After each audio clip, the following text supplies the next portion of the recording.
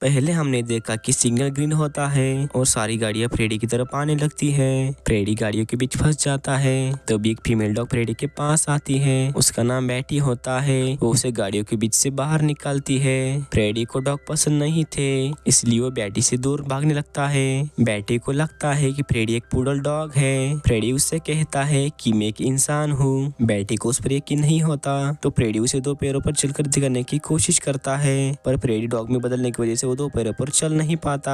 Freddy बैटी से कहता है कि मुझे किसी की मदद की जरूरत नहीं है। ये सुनकर बैटी वहाँ से चली जाती है। अब फ्रेडी शहर की गलियों से होते हुए आगे बढ़ने लगता है, पर वो शहर में नए होने की वजह से सब डॉग उसे वहाँ से भगाते हैं। फ्रेडी वापस बैटी के पास आता है और बैटी से कहता है तुम चाहो तो मेरी मदद कर सकती हो, और उससे कहता है मुझे एक आदमी तक पहुँचना है। उस आदमी का नाम स्क्रिप है जो आइसक्रीम बेचता है। बैटी उससे कहती है तो अजीब इंसान तुम्हारा मालिक है। फ्रेडी बैटी से कहता है कि नहीं, वो मेरी जिंदगी का सबसे बड़ा दुश्मन है। उसने मेरे डैड को मारा है और उनकी एक खास चीज चुराई है जो मैं वापस लेके रहूंगा। बैटी उससे कहती है पर मैं अकेले ही घूमती हूँ। बैटी को भूख लगा देख फ्रेडी कहता है कि मेरे पास मीट है मेरे घर पर और सॉसेज भी है, और उससे कहता है तुम मुझे स्क्रिप तक पहुँचाओ और ये सब तुम्हारा। ये सुनकर बैटी उसकी मदद करने के लिए मान जाती है। तभी वहाँ पर डॉग्स पकड़ने वाले दो आदमी आते हैं। वो बैटी को पकड़ने की कोशिश करते हैं, पर बैटी उनके हाथ नहीं आती और उन्हें चकमा देकर बच निकलती है। बैटी फ्रेडी से कहती है मैं तुम्हारे साथ चलने के लिए तैयार हूँ, पर तुम्हें एक डॉग की तरह बिहेवियर करना होगा।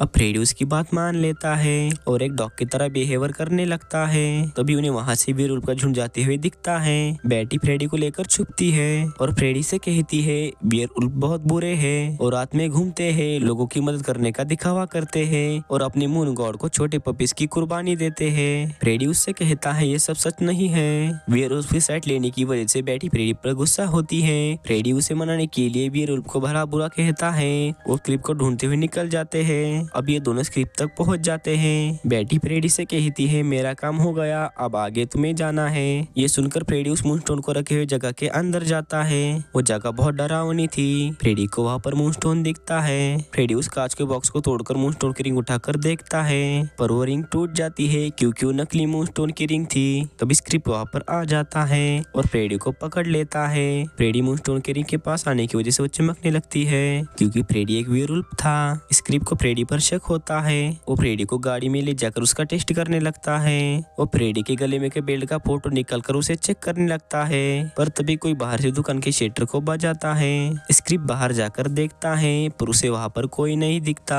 अब बैटी फ्रेडी के पास आती है। स्क्रिप उसे देख लेता है और उसे पकड़ने की कोशिश करता है, पर बैटी उसके हाथ नहीं लगती और चालाकी से फ्रेडी को छुड़ा लेती है। फ्रेडी स्क्रिप के हाथ से मूनस्टोन की रिंग निकाल लेता है और वो दोनों वहाँ से भाग जाते हैं। स्क्रिप को स्क्रीन पे फ्रेडी के बेल्ट पर लगा हुआ लूपेंट का निशान दिखता है। फ्रेडी मूनस्टोन को वापस पाकर बहुत खुश होता है। बैटी फ्रेडी से कहती है अब तुम मुझे मीट खिलाने क्यों नहीं ले जाते। फ्रेडी उससे कहता है कि मैं फिलहाल अपने घर कुत्ते को नहीं ले जा सकता। बैटी ये सुनकर नाराज होकर वहाँ से चली जाती है। फ्रेडी उसके पीछे जाता है। बैटी उससे कहती है बुरा मानने की कोई जरूरत नहीं है, ऐसा पहली बार नहीं हुआ है जब किसी ने धोखा नहीं दिया, और उससे कहती है कि मेरा भी एक मालिक होना चाहिए था, एक घर होना चाहिए था जहाँ बच्चे होते।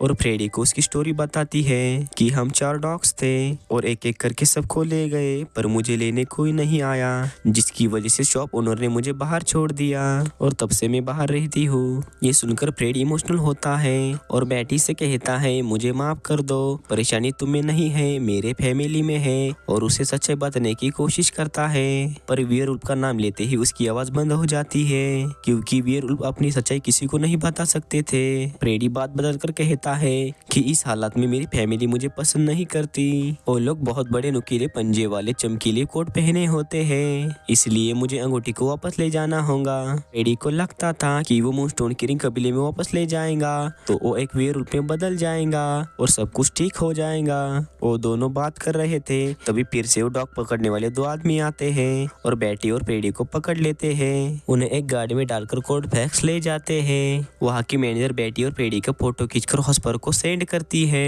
हॉस्पर कॉल पर बात करते हुए उन फोटो को देखने लगते हैं। तभी पीछे से स्क्रिप आता है और हॉस्पर से छेड़छाड़ करते हुए कहता है कि मेरी रिंग एक पुडल ने चुराई है, मैं पता करना चाहता हूँ कि मेरी रिंग कहाँ पर है और तुम्हें सब कुछ पता है। हॉस्पर की असिस्टेंट क्रिप को खींचकर गाड़ी से बाहर निकालती है, पर वो फिर से वापस आकर हॉस्पर का बाल निकाल कर ले जाता है। अब उन भेजे हुए फोटोज में हॉस्पर को फ्रेडी की फोटो दिखती है। फिर उन्हें पता चलता है कि जिस पुडल ने स्क्रिप के पास की मूनस्टोन की रिंग चुराई है वो फ्रेडी ही है। वो मूनस्टोन की रिंग लेने के लिए कोर्फैक्स की तरफ जाते हैं। ऐसे ही एक्सप्लेनेशन वीडियो देखने के लिए हमारे चैनल को सब्सक्राइब कीजिए और बेल आइकन को दबाएं ताकि आप हमारे आने वाले वीडियो के लिए अपडेट रहे।